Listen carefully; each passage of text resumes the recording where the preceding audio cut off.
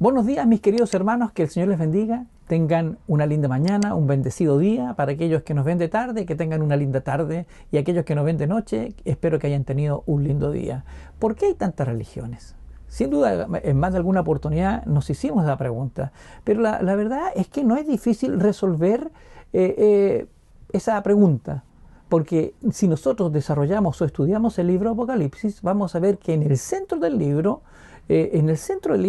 nos va a dar término con la confusión que muchas personas tienen ante tantos diferentes caminos hacia el cielo.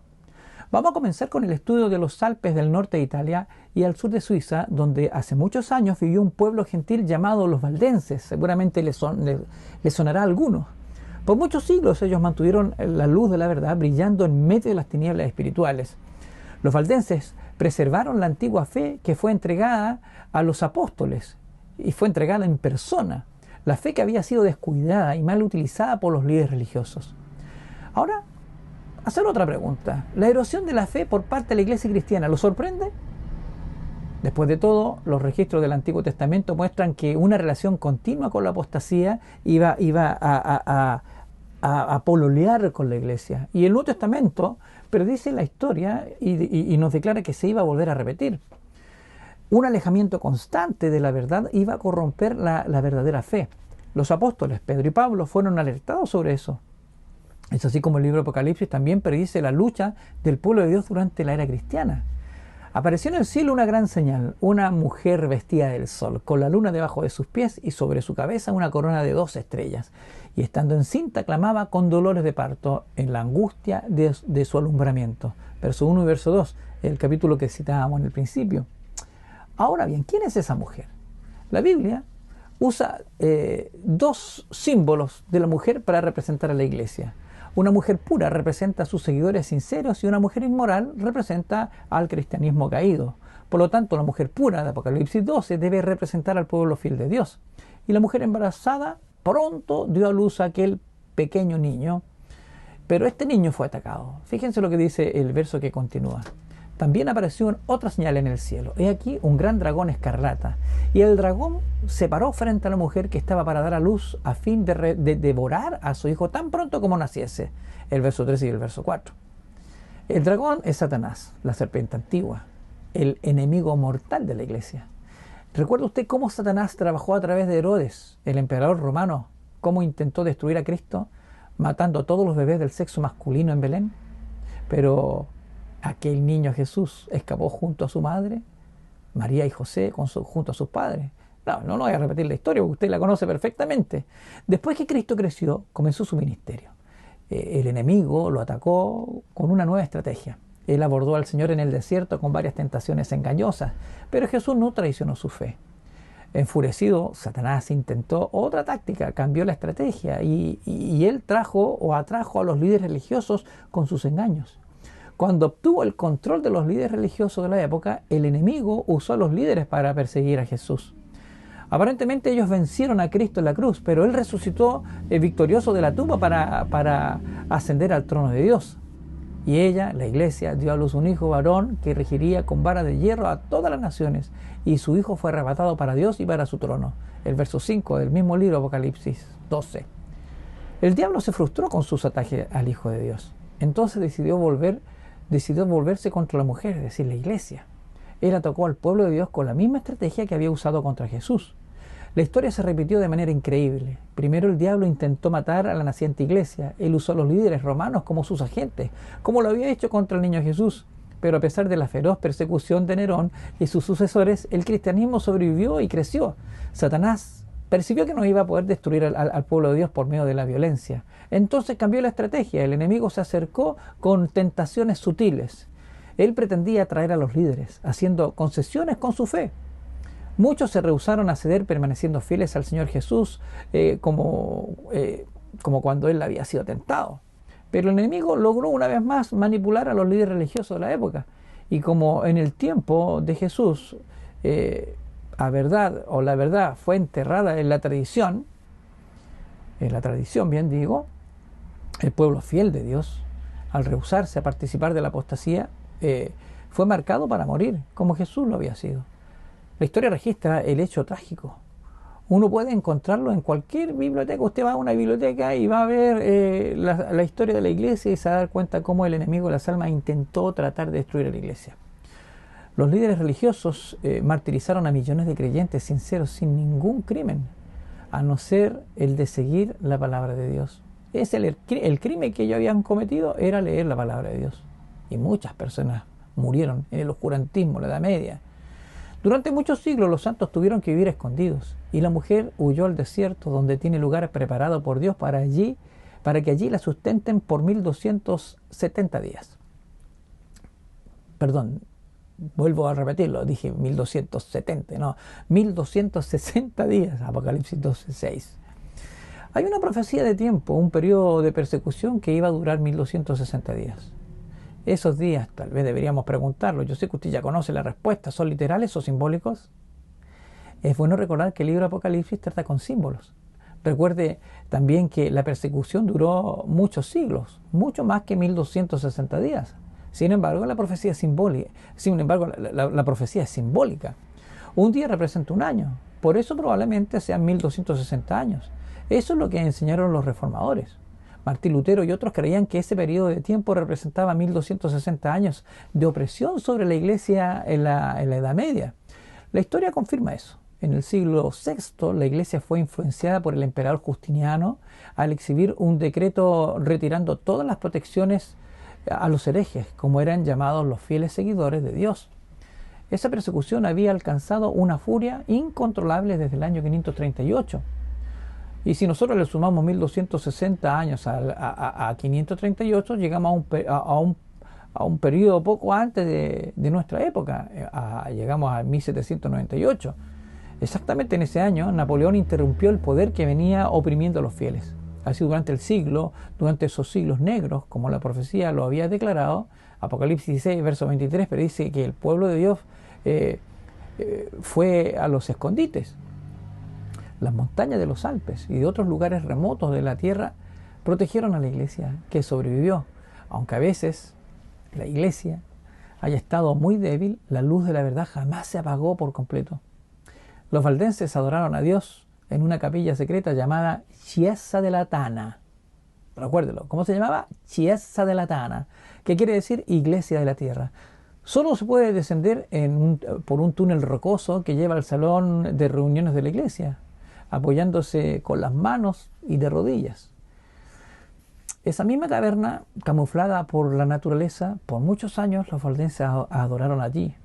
Pero finalmente llegó el día en que un grupo de ellos fue cercado por los soldados que hicieron una fogata en la abertura. El oxígeno fue consumido y los valdenses cantaron alabanzas a Dios hasta dejar de respirar. Estaban felices por dar sus vidas en lugar de renunciar a su fe. Nadie sabe cuántos creyentes verdaderos derramaron su sangre durante el largo exilio de la iglesia en el desierto.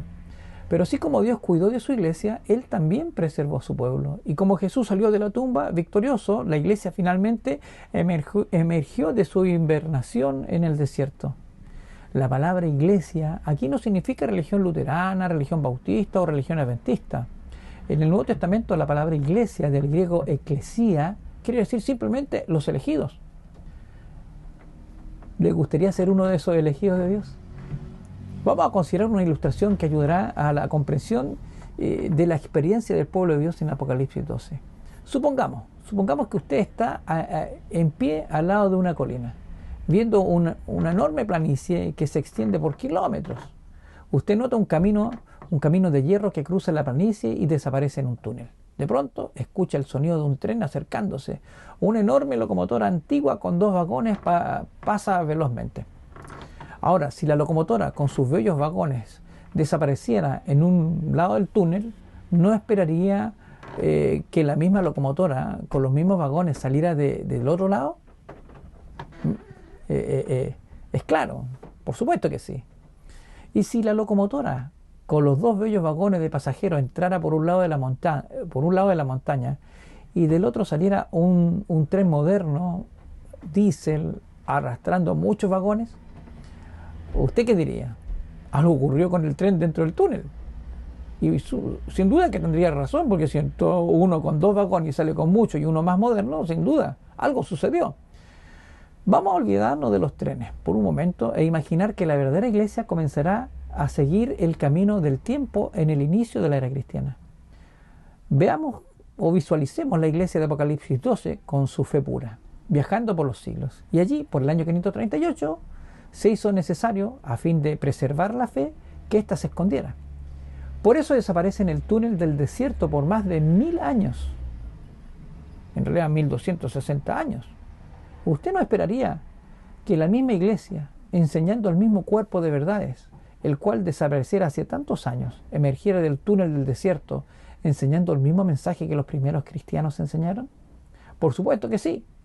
Y si del túnel no saliera una iglesia, sino muchas iglesias, muchas religiones diferentes, uno diría que algo tiene que haber ocurrido dentro del túnel, y sin duda que estaría en lo correcto. La historia de la iglesia revela algo perturbador. Algo ocurrió durante la Edad Media. La verdad sufrió, se desfragmentó, pero sobrevivió. Hemos notado cómo Dios intervino para restaurar la verdad descuidada por parte, o por cómo restauró la verdad descuidada parte por parte. Cómo Él levantó a los reformadores, uno por uno, para traer de vuelta la verdad que había sido olvidada durante los largos siglos en el desierto. Martín Lutero apareció en escena para restaurar las pulsaciones del cristianismo. Y la reforma comenzó, pero no terminó en el siglo XVI. La luz apenas comenzaba a seguir en el desierto del túnel. Francamente, podríamos esperar que todas las verdades escondidas por tanto tiempo pudieran ser recuperadas de inmediato. Pero no fue así. Y probablemente no va a ser así. Lutero descubrió que el perdón viene por la fe solamente en Jesucristo. Y así tenemos la iglesia luterana. Pero la importancia de algunas otras verdades no fue vista claramente por Lutero. Algunas de esas verdades descuidadas vinieron después, como el bautismo por inmersión, que fue recuperado por los anabaptistas. Los anabaptistas se acercaron a los grandes estudiosos protestantes e intentaron convencerlos a aceptar esa nueva luz, pero ellos no la aceptaron.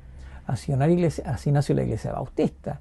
Y cuando otras verdades vinieron a través de Wesley, la iglesia establecida las rechazaron. Eso hizo nacer a los metodistas. La historia continúa así. Es la triste tendencia humana de confiar en el pasado, trazar un círculo en torno a las creencias y llamarlas credo. Esos credos originales ayudaron a reinstalar los fundamentos del cristianismo, pero ellos no hicieron provisión para la luz futura. Por eso tenemos tantas religiones hoy. Mas la senda de los justos es como la luz de la aurora, que va en aumento hasta que el día es perfecto. Ahí en Proverbios 4:18 dice eso.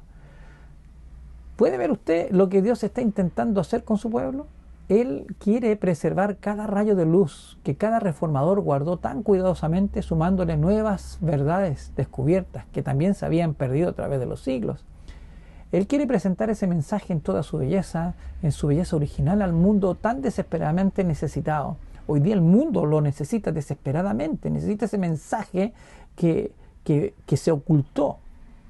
Y eso viene, y eso está ocurriendo, y seguirá ocurriendo, lento pero seguro. Las verdades escondidas en la confusión de la Edad Media están surgiendo.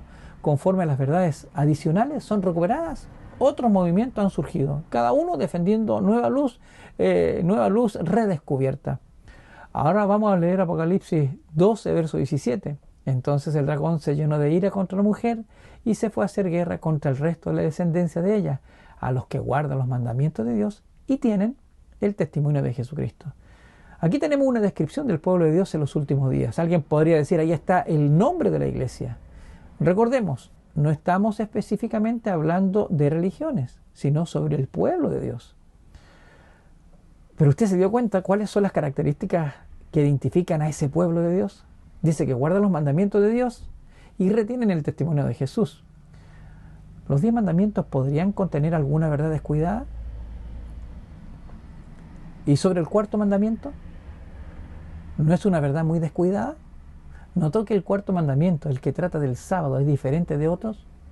¿O de los otros 9 mandamientos?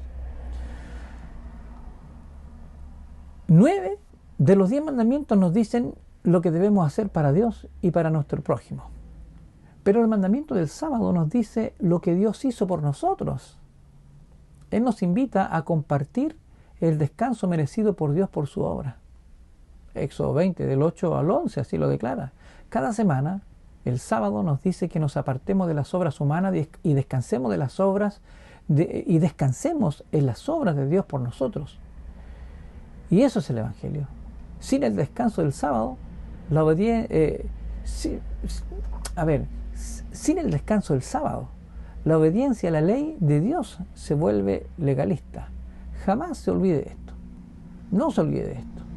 Porque el pueblo de Dios no es legalista. No somos salvos por guardar la ley de Dios. Somos salvos por descansar en Cristo.